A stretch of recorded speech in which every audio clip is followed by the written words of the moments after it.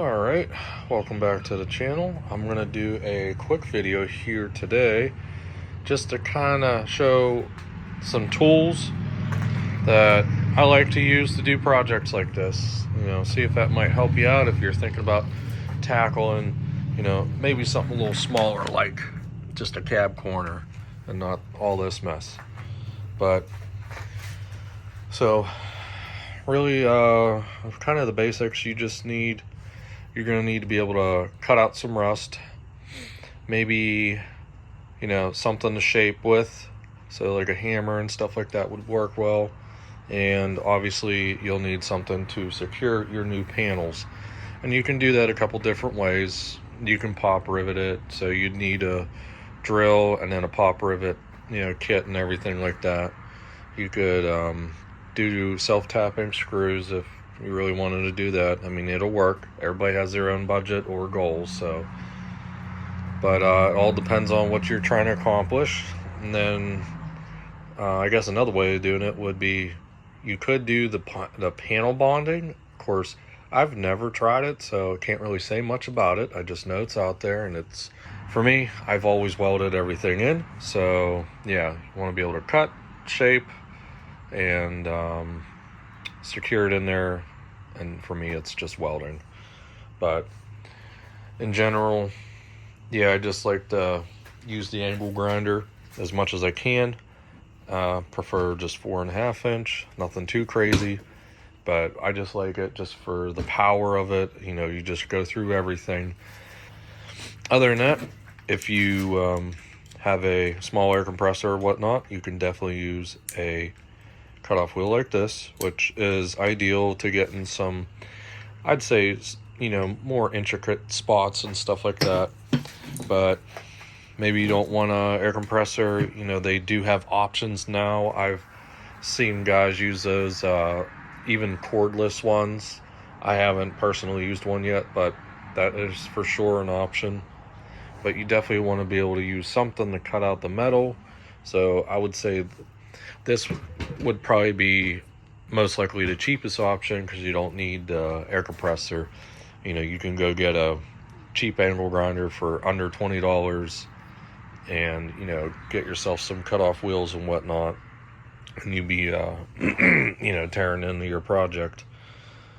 Cut out the bad essentially, and you kind of start roughly fitting these pieces in here.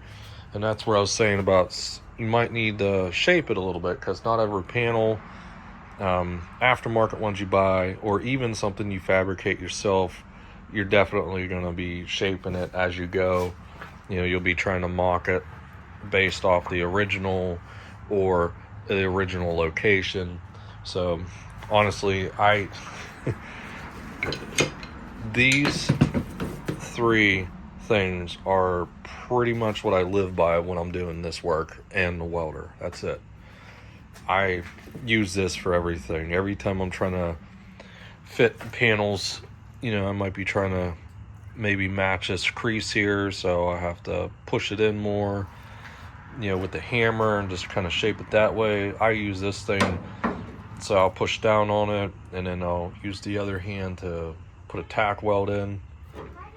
So stuff like that. So anyways, back to this. So yeah, once I get that piece fit in there, like I said, I use this thing for everything, to hold it in place, and then I'd be using the other hand to tack weld it in, and then usually you get your piece, just tacked in place, and then you can do your final fit and form with really these two items and kind of go with that. But some cases you may need to use some clamps. This would be more your standard clamp that you'd use. These are pretty cheap too, but that would mostly, other vehicles, they have the rockers that come up in here and match the floor, and there's it's where the weather stripping goes and stuff, and it's this seam here. They they pinch weld it. I don't want to call it pinch weld, but they clamp it together, and then it's spot welded all the way around. So that's where these come in handy. So definitely trying to take advantage of this stuff, whatever you can do to make the job easier for you. And like I said, you can use these clamps make everything, you know, easier in that situation. Or I've used these clamps too, mostly because I kind of take advantage of, you know, the long reach there. You can adjust it, and then this opens up as wide as you need it. So I've used that to hold, you know, certain areas, doing inner rockers and stuff like that, getting around body mounts. And I've used these two to clamp like plate and frames and stuff like that too. Those come in handy. So yeah, moving on. The next thing that you would definitely need, like I said, if you are going to weld, is a welder. So I didn't feel like pulling mine out here, so I'll just take a walk inside real quick. So yeah, you would need a welder. Ignore this, that's a plasma cutter, you don't need that. But for me, I just have the Hobart Handler 210 MVP. You don't even need one this big to do sheet metal. You can buy a pretty basic one off Amazon, you name it, and it doesn't even, like this one will do flux core and MIG, but I have it set up for MIG. That's just my preference because I use MIG for everything else, so I don't feel like going back and forth. I just leave it on MIG. But you can definitely do it on flux core. That's the cheapest way to go. You know, as they say, they call them buzz boxes. Like, you know, you go get a cheap buzz box and get yourself a spool of flux core, and you could definitely do the welding for the sheet metal and whatnot. That's how I did it for years before I got my own. And just because it's sitting here, you don't need this to do body work at all. But I haven't really used it on body work for cutting stuff out like that, but I've seen other people do it and I can see the uses for it, but I just never have. So doubling back here on the grinder, again, depending on your goals, what you're trying to accomplish. If you're trying to make it look real nice, you know, finish it up that way, it's, you know, it doesn't really look like you're in there.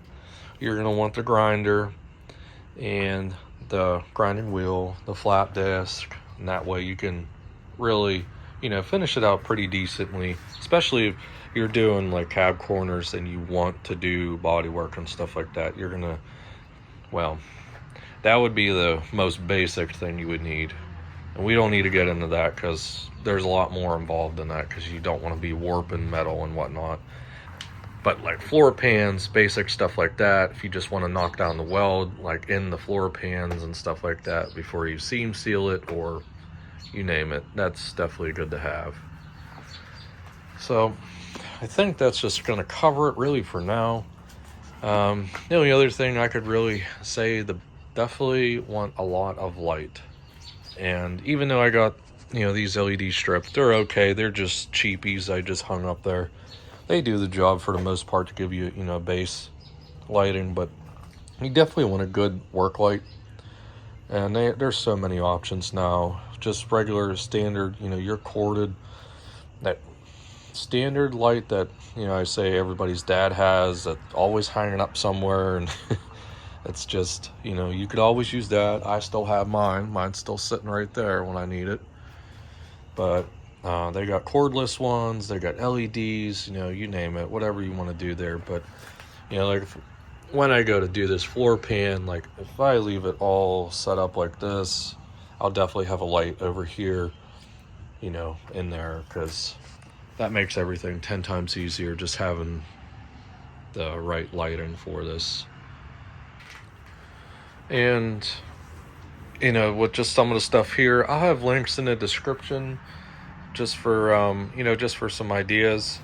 So some similar items to what I got going on here, and, you know, maybe an option or two for the welders. There's a ton out there, so definitely explore all those options. But other than that, there's really not much else I got at the moment. I'm sure you guys can probably think of some other stuff, but, you know, leave that down in the comments for me.